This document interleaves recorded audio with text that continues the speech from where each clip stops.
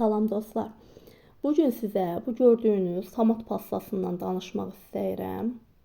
Bu dəmir qabda olan tomatı anamgildə görmüşdüm və dadı, rəngi, qatılığı çox xoşuma gəlmişdi. Evdə hazırladığımız tomat pastası ilə dadı demək olar ki, eynidir. Həm də qiyməti çox münasibdir. Dəmir qabda olduğuna görə biraz tərəddüd etdim almağa, amma yenə də aldım. Daha sonra bunu dəmir bankadan şüşə bankaya boşaldıram.